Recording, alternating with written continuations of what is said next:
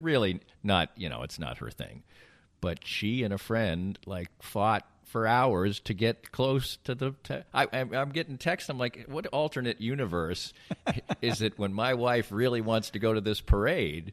And I think that reflects what happens in a community when they are all brought together for that special moment that they can all share together. Yeah, Danny, from the moment we touched down from New York Monday afternoon.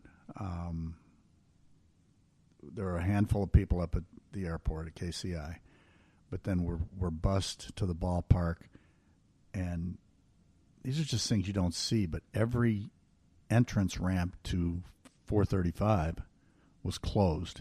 Fans were standing, and they knew why. Fans are standing on the side of the road and on the bridges, the overpasses, as our buses are going by, applauding us and cheering us, because they couldn't drive anyway because we had everything closed. We had a police escort to the ballpark to get here. And then we had to take, when we bussed from the stadium, we all had to meet at the stadium the next day to bus to the parade, to Sprint Center. And we boarded all the buses, and we couldn't take I-70 to get to Sprint Center because it was backed up, and the police couldn't even get through, so we had to take Independence Avenue. I mean, here we are, the brand newly crowned world champions, and we're cruising down Independence Avenue. And by golly, people knew that we couldn't take I-70. There are people standing on Independence. I don't know if the media got a hold of our route or whatever, but we're taking Independence Avenue, and people are standing on the side of the road cheering the buses then. And then we got to Sprint Center, and, my wife, God love her, but she's like, I got to walk 5 miles, Right. And well, if you want to be a part of this. And so we walked it, most exhilarating walk we've ever had in our life. But we came out of Sprint Center and took the right, and then, all the way down. And there were people everywhere. But when we turned that corner right where Crownn Center is and saw that mass of people up on the hill at the Liberty Memorial, again, I just get chills just thinking about that moment, because we stopped right there. I mean, the parade's going, and we're in the middle of it. And I said, no, we're getting a picture here. So I had some random individual, with my cell phone. He could have taken off running with it for all. I had a ton of pictures from New York in it, too.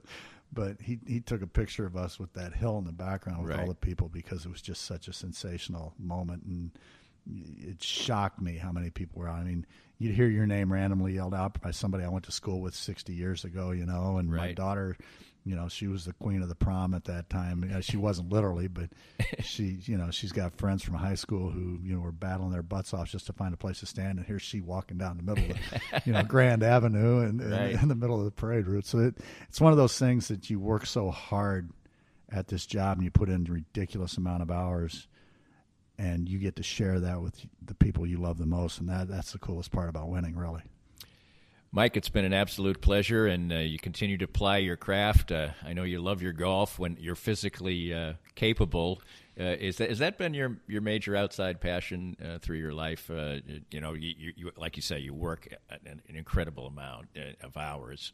It's good work, but to get away, has that been the best way you get away? It is. It's the one way. It's the only way, really. I like watching sports on TV. I like to watch all sports. I was into the Stanley Cup. Right. I'm into the NFL. I'm into golf. I just spent, Saturday and Sunday, I literally watched every swing that Fox would allow me to watch of Gary Woodland. I didn't miss a swing for fear that might be the one swing where he either does or doesn't win the tournament on. Right. But that's my outlet, is to play the game. And I like to play, if I get an opportunity. I've gotten to play Pebble twice.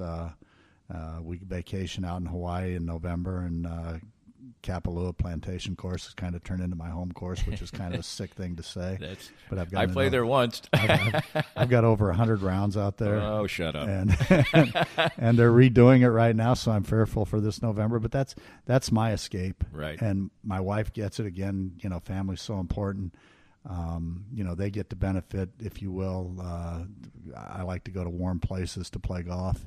And so they couldn't care less about the sport of golf, but they get to lay on the beach. And if I tell them I'm going to play golf, good talking to you. Have a nice day, and we'll see you at dinner tonight. And that's a phenomenal relationship. Yeah, it's my escape. I mean, I just There's been days where I wanted to paint somebody's face on the golf ball, just to make me hit a little harder and a little straighter. But for the most part, it's a fun way to get my angst out and enjoy and get some exercise.